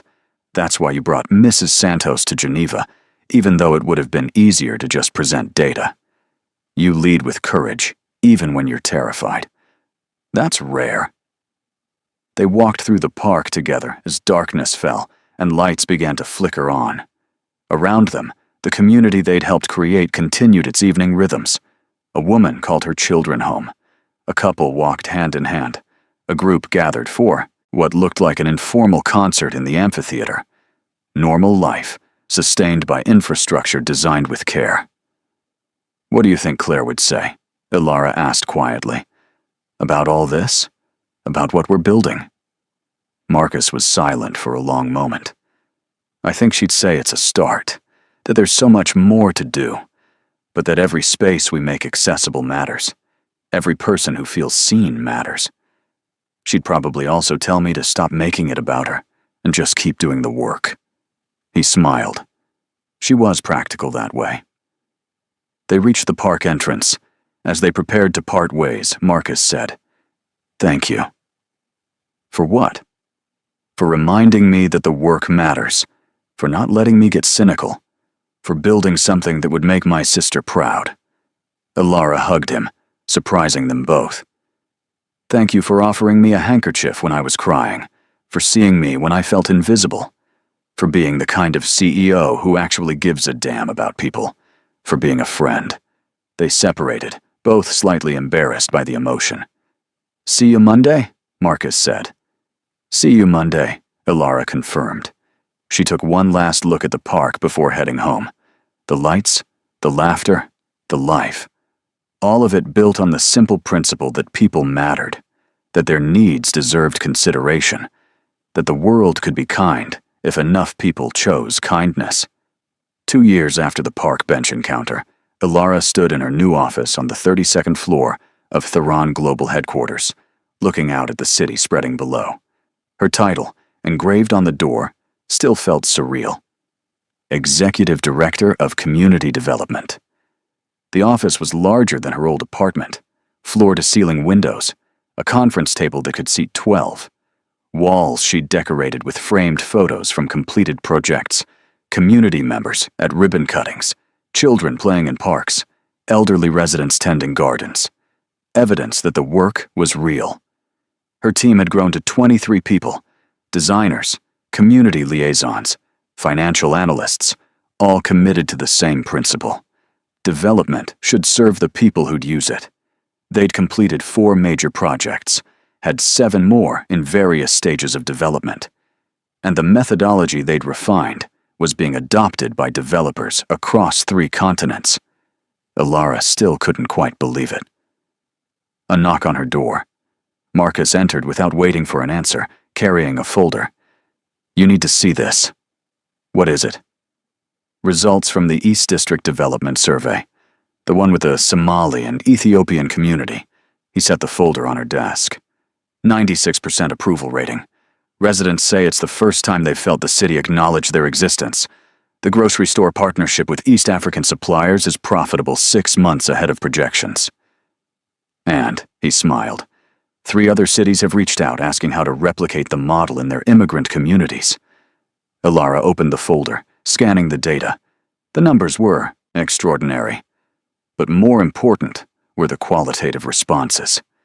Comments from residents describing what it meant to find familiar foods in their neighborhood, to have spaces where cultural practices were accommodated, to feel visible. "This is working," she said, almost disbelieving. "It's working. It's working because you refuse to compromise on the principles." Marcus sat across from her. There were dozens of moments when we could have taken shortcuts, when the board pushed back, when contractors wanted to value engineer the design, when budgets got tight. But you held the line every single time. He leaned forward. "Do you know what the board calls you?" Ilara braced herself. "What?" "The Iron Advocate. They're slightly terrified of you." She laughed. "Good. They should be. Terrified boards make better decisions." A comfortable silence settled between them. These moments had become common over the past 2 years. The quiet spaces where they didn't need to perform, or justify, or convince. Where they could just exist as 2 people who'd accidentally found themselves building something meaningful. "My sister's birthday is next week," Marcus said quietly. "I'm going to visit her grave. Would you come with me?" Ilara's throat tightened. "I'd be honored." They made the trip on a gray Saturday morning, driving 2 hours to a small cemetery in the countryside. Claire's grave was simple, a flat stone with her name, dates that captured only 22 years, and an inscription that read, "She heard the world differently." Marcus knelt, placing fresh flowers, wild flowers, not roses or lilies, the kind that grow freely and require no cultivation. "Hi, Claire." He spoke as if his sister could hear him. "It's been a while. I'm sorry. Work has been, well, you'd probably tell me I'm using work as an excuse for not visiting. You'd be right." He smiled sadly. "I brought someone I want you to meet. Ilara Thorne. She's the one I told you about before. The designer who remembered that accessibility isn't optional, who fought for textured pathways and raised garden beds, and all the things that make spaces actually usable for people who aren't able-bodied." Ilara knelt beside him, touching the stone. "Hi, Claire. I wish I could have known you. Your brother speaks about you with so much love. So much pride." She paused. "I hope we're building things that would make you proud. Spaces where people like you aren't afterthoughts. Where your needs would have been considered from the beginning." Marcus's hand found hers. They knelt there together, 2 people who'd been shaped by loss in different ways. His sister's death, her brother's death, the understanding that the world was often cruel to those who were different or vulnerable or simply in need of accommodation. "We're not done yet," Marcus said to Claire. "We've built some good things, but there's so much more to do. So many systems that still fail people. So many developers who still see accessibility as compliance rather than compassion." He squeezed Ilara's hand. "But we're trying. Every project, every fight with the board, every textured pathway, and wheelchair-accessible garden. We're trying to build the world you deserve to live in."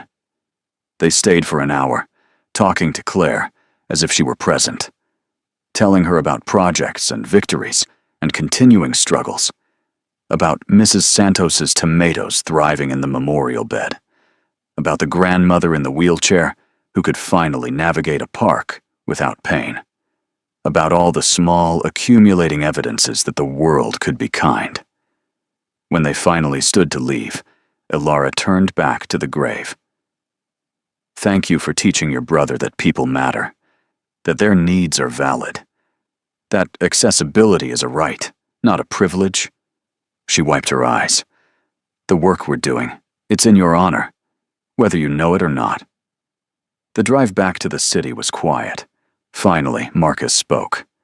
"I've been thinking about expansion.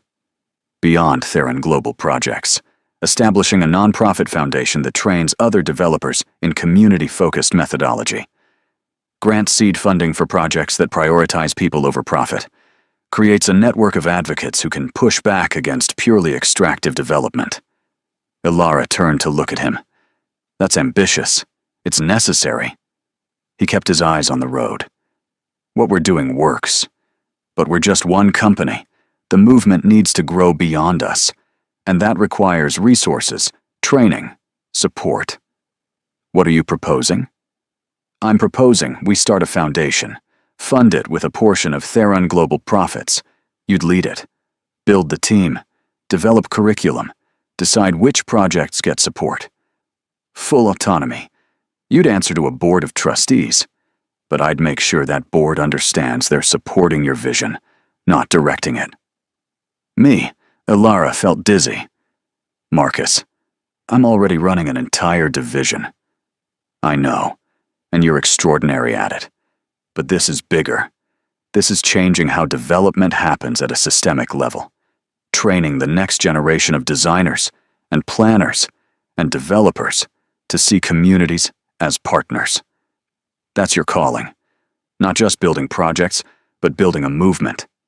She was quiet, processing. Part of her wanted to say no. She was already stretched thin, already fighting battles on multiple fronts. But another part, the part that had knocked on 247 doors to ask residents what they needed, knew he was right. This was bigger than any single project. I'll do it, she said, on one condition. Name it. The Foundation's first major grant goes to a project designed entirely by community members. Not with them, by them. We train them, support them, provide resources, but they lead. They decide. They build their own vision. Marcus smiled. Deal. The foundation launched 6 months later, with a gala that Ilara insisted be held in the West Side Park, rather than some expensive hotel ballroom. They set up a tent in the amphitheater, invited community members alongside developers, and philanthropists, served food from the neighborhood's immigrant-owned restaurants. Mrs. Santos attended with her father, both of them dressed in formal wear that couldn't hide their nervousness about being surrounded by wealth. Ilara spent the evening introducing them to CEOs and city planners, making sure everyone understood that community members were equals at this table, not charity cases or inspiration porn. When it was time for speeches, Ilara took the microphone. 2 years ago, I was unemployed and crying on a park bench. I thought my career was over. I thought I'd failed. She looked out at the crowd assembled in the park she'd designed. I didn't know that failure was just making space for purpose. That walking away from work that was destroying me would lead to work that matters. The foundation we're launching tonight exists because of one simple principle. Communities know what they need better than any developer or designer. Our job isn't to impose our vision. It's to provide resources and support for communities to build their own visions. She gestured at the park around them. This space exists because we listened, because we asked questions and believed the answers, because we remembered that people mattered more than profit margins. The foundation will support projects that embrace that same philosophy, that treat communities as partners, that prioritize long-term sustainability over quick returns, that measure success by how well they serve people, not just by how much money they generate. Marcus spoke next, his remarks brief.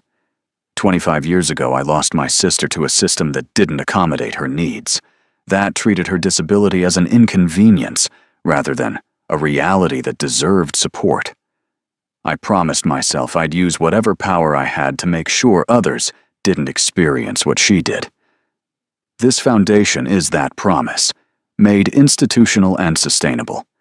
We have the resources. We have the methodology. Now we need partners.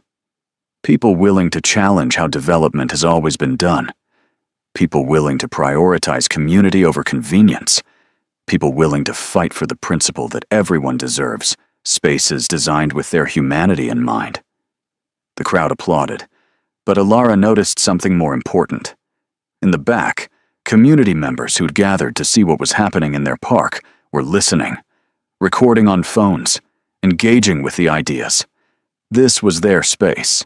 They had ownership, and that ownership meant they'd protect it, maintain it, and hold everyone accountable to the principles that had created it.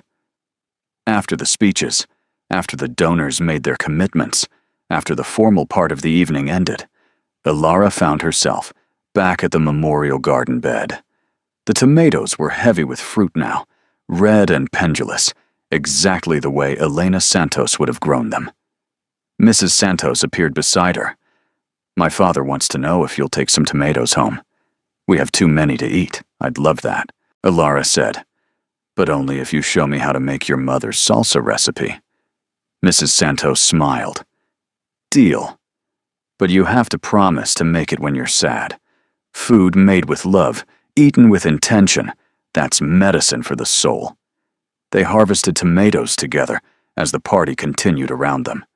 Other community members joined, and soon there was an impromptu gathering of people sharing recipes and stories, the formal gala blending seamlessly into community celebration.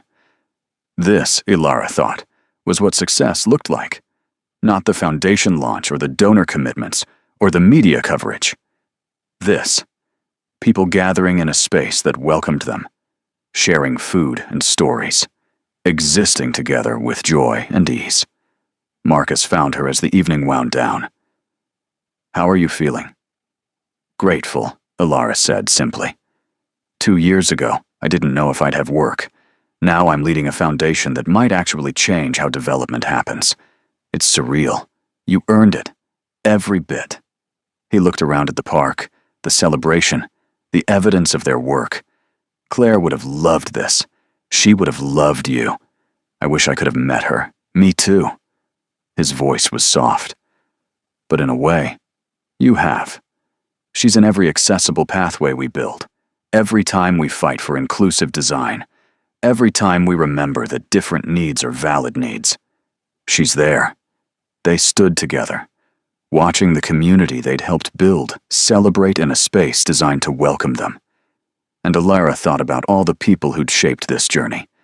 Elena Santos, with her dreams of gardens. Claire, with her right to be accommodated. Mrs. Santos, with her fierce love. Marcus, with his commitment to doing better. And the crying woman on a park bench who'd walked away from everything safe to find something meaningful. That woman felt like a stranger now. Someone from a different life. But Ilara carried her anyway, remembered her, honored her choice to leap even when the landing was uncertain. 5 years after the park bench, Ilara received an invitation to speak at the United Nations Conference on Sustainable Urban Development. The email sat in her inbox for 3 days before she opened it, certain it was spam or a mistake. But it was real. They wanted her to present on the community-focused development model, wanted to discuss how it could be scaled globally, wanted her expertise on making cities more inclusive and equitable. She called Marcus immediately. "The UN wants me to speak. I know. I'm the one who nominated you." "You? Why?" "Because you're doing work that matters on a scale that transcends any single company or country."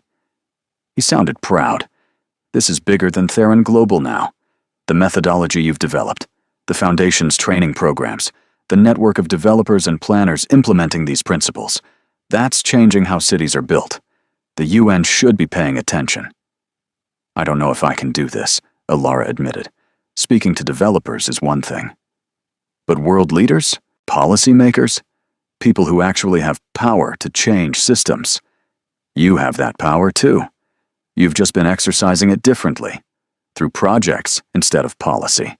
Through demonstration instead of mandate. But the impact is the same. Cities around the world are adopting your approach. That's power." The UN conference took place in New York. Ilara spent the flight reviewing her presentation, fighting the imposter syndrome that whispered she didn't belong in rooms with people who shaped global policy. But when she took the stage and looked out at the assembled delegates from 100 countries, something settled in her chest. These people needed to hear what she'd learned. Needed to understand that community-focused development wasn't just idealistic rhetoric, but practical, profitable, and necessary. "Good morning," she began. "My name is Alara Thorne, and I'm here to talk about a radical idea. What if we built cities for the people who actually live in them?" Laughter rippled through the audience. She'd learned to open with humor, to disarm skepticism before it hardened into opposition. I know that sounds obvious, but look around at how we actually develop urban spaces. We build for maximum density and profit. We design for able-bodied, economically secure, culturally mainstream residents, and treat everyone else as edge cases. We extract value from communities and call it investment. She clicked to images of the West Side Park. 5 years ago, this was an empty lot in a food desert. Today, it's a thriving community space that serves 400 families. Not because we had unlimited resources or groundbreaking technology, but because we asked people what they needed and actually listened to their answers. For the next 45 minutes, Alara walked through the methodology, the survey processes, the community partnership models, the financial analysis proving that prioritizing people didn't sacrifice profit, the training programs teaching other developers to replicate the approach, the evidence that this wasn't charity but intelligent, sustainable business. She shared stories: Elena Santos and her memorial garden, the grandmother who could finally navigate a park in her wheelchair, the teenagers who found safe gathering spaces, the immigrant families who felt seen and accommodated for the first time. Human stories that gave weight to the data. When you design with communities, she concluded, you don't just build better spaces. You build trust. You build social capital. You build resilience. And in an era of climate change and increasing urbanization, those things are as valuable as any infrastructure. She paused. We have a choice. We can continue building cities that serve profit and convenience, accepting that some people will be excluded or harmed in the process. Or we can build cities that prioritize human dignity, recognizing that inclusive design benefits everyone. Her final slide showed a quote from Mrs. Santos. "The city should have space for old women who grow tomatoes." Below it, Alara had added her own line. "The city should have space for everyone, no exceptions." The standing ovation was immediate and sustained. But what mattered more were the conversations afterward. A delegate from Kenya describing informal settlements that needed exactly this kind of community partnership approach. A planner from Singapore asking about adapting the methodology for high-density Asian cities. A mayor from Brazil wanting to connect about favela integration projects. The movement was spreading. 2 days into the conference, Alara participated in a panel discussion on inclusive urban design. Beside her sat an architect from India, a housing minister from Norway, and a grassroots organizer from South Africa. The moderator asked each panelist, "What's the biggest barrier to implementing truly inclusive development?" The architect talked about building codes. The minister discussed political will. The organizer spoke about power imbalances. When it was Alara's turn, she said, "The biggest barrier is that we've convinced ourselves it's impossible. That caring about people means sacrificing efficiency or profit. That accessibility is too expensive. That community engagement takes too long." She leaned forward. But those are lies we tell ourselves to justify maintaining systems that benefit some people at the expense of others. The truth is, inclusive development is possible. It's profitable. It's sustainable. We've proven it across multiple projects in different contexts. The barrier isn't practical, it's psychological.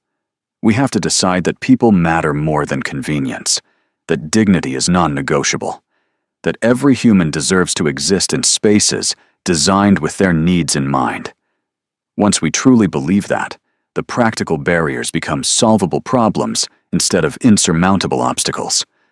The organizer beside her nodded vigorously. That's it exactly. The system doesn't change because powerful people benefit from keeping it the same. Change requires powerful people deciding to prioritize justice over personal benefit. After the panel, a young woman approached Alara. She looked to be in her mid-20s, wearing a conference badge identifying her as a graduate student in urban planning. "I need to tell you something," the woman said nervously. 5 years ago, I was in my final semester of urban planning school, completely burned out. Ready to quit because everything we were learning felt complicit in systems that harm communities. Then I saw your presentation at the Geneva conference, the one with Mrs. Santos, Ilara remembered, the video that had gone viral in planning circles. "That presentation changed my life," the woman continued. "I realized urban planning could be a tool for justice instead of extraction. I finished my degree, got a job with a community development corporation, and now I'm working on a project in my neighborhood using your methodology." She pulled out her phone, showing photos of a development in progress. Affordable housing integrated with community spaces, green infrastructure, accessible design. We surveyed 200 residents, built partnerships with local organizations, fought city bureaucracy to get approvals for designs that prioritized people over cars. Her eyes were bright with pride and exhaustion. "And it's working. Residents are excited. The city is watching. Other developers are asking questions. You proved it was possible, and that gave me courage to try." Ilara hugged the woman, overwhelmed. This was the real measure of success, not the projects she personally built, but the ripples spreading outward. The students and young planners and community organizers who'd taken the principles and made them their own. "What's your name?" Ilara asked. "Jasmine. I want to follow your project." She handed Jasmine her card. "And if you hit barriers, if bureaucracy or developers or anyone tries to water down your vision, you call me. We fight together."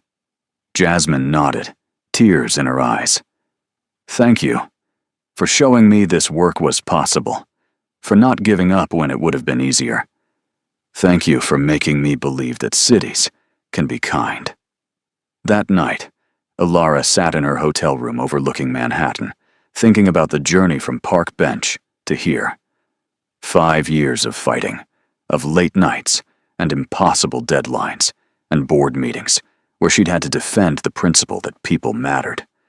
5 years of victories and setbacks and slow, accumulating proof that another way was possible. Her phone rang. Marcus.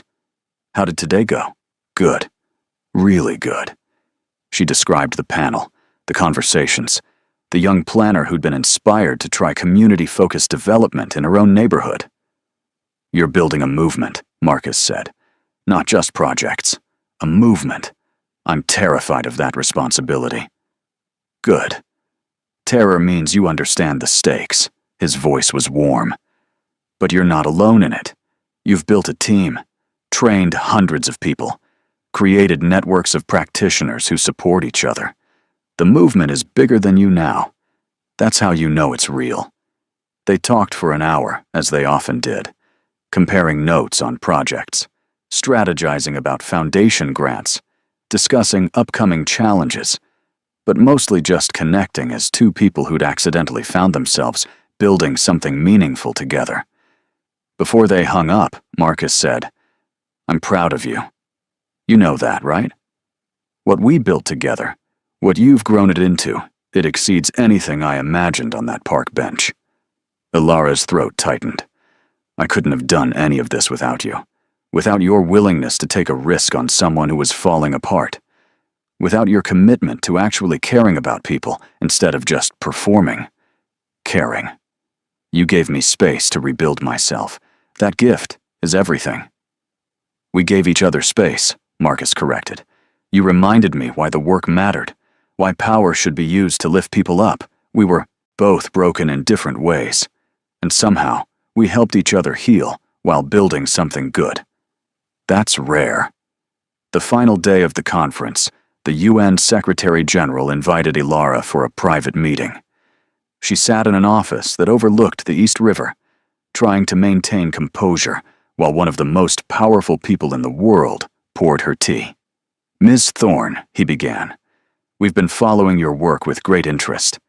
The development model you've pioneered addresses several of our sustainable development goals simultaneously. poverty reduction, sustainable cities, reduced inequalities, climate action. Ilara sipped her tea, waiting. What we'd like to propose, he continued, is a partnership. A UN initiative to train planners and developers globally in community-focused development methodology. You'd help design the curriculum, train the trainers, provide technical support to pilot projects around the world. It would require significant commitment from you and your foundation, but the potential impact is enormous. Ilara set down her teacup carefully. That's an incredible opportunity. But I need to be honest with you. I'm not interested in this becoming another UN program that looks impressive on paper, but doesn't actually change anything on the ground. I've seen too many well-intentioned initiatives that prioritize optics over outcomes. The Secretary General smiled. I appreciate your directness. What would you need to ensure this has real impact? Total commitment from participating cities. Not just interest, but actual political will to implement changes, even when they're uncomfortable. Real funding, not token grants. And community leadership at every stage. We're not imposing Western development models on the global South. We're creating frameworks that communities can adapt to their specific contexts. He nodded. Those conditions are acceptable. When can you start? Ilara laughed, surprised by his directness. I need to talk to my team. Get buy-in from the foundation board. Make sure we have capacity to take this on without sacrificing our existing projects. But if we can work out the logistics, she extended her hand. Let's change how cities are built.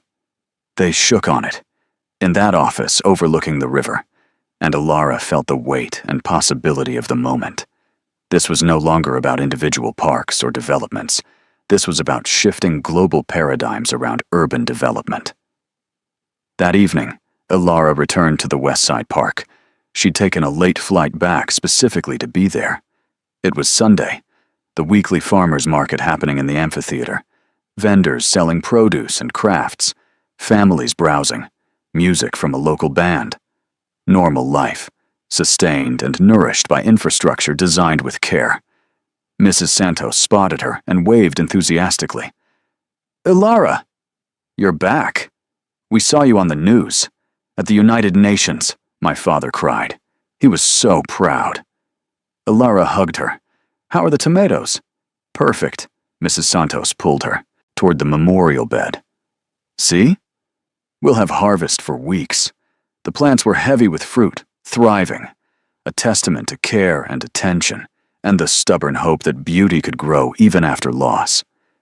My mother would be so proud of you, Mrs. Santos said quietly, of what you've built. Not just here, everywhere. You remember her.